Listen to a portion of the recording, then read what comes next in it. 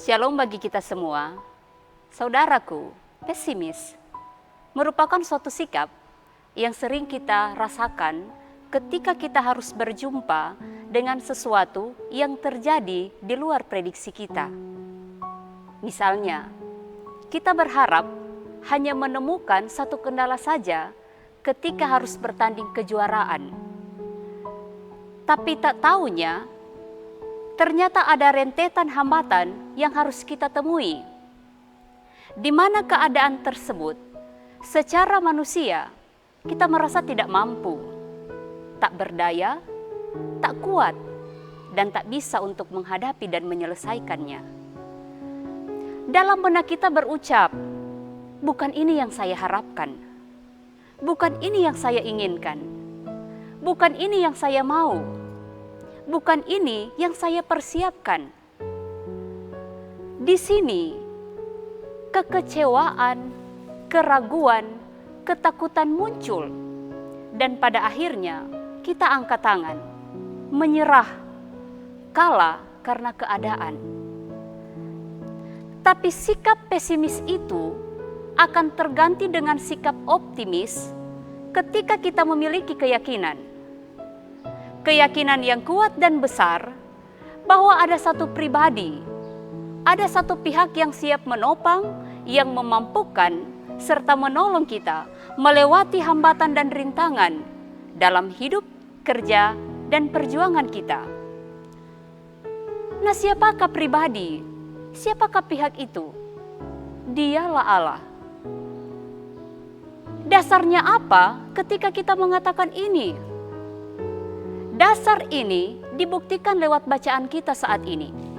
Jika Allah di pihak kita, siapakah lawan kita? Artinya, di sini cara pandang dan sikap kita dalam mengamini dan mengimani firman ini, itulah keyakinan kita dalam respon sikap optimis untuk menentukan langkah serta sikap tindakan selanjutnya yang harus kita kerjakan. Karena kita tahu bahwa kita tidak dibiarkan, kita tidak ditinggalkan, kita tidak ditelantarkan, dan kita tidak sendiri.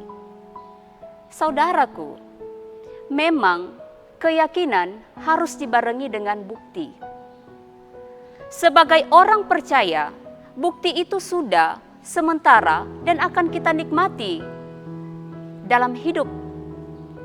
Persoalannya di sini, bagaimana kita bisa meyakinkan orang lain dengan bukti-bukti penyertaan Allah ketika kita hidup bersama Dia, kita bisa melewati kesulitan. Bagaimana tindakan dalam rangka menguatkan janji firman ini supaya orang bisa memiliki keyakinan yang sama dengan kita untuk percaya kepada Allah yang setia. Nah, jawaban ini terletak pada diri kita. Bagaimana cara kita membuktikannya? Ya, dengan iman kita.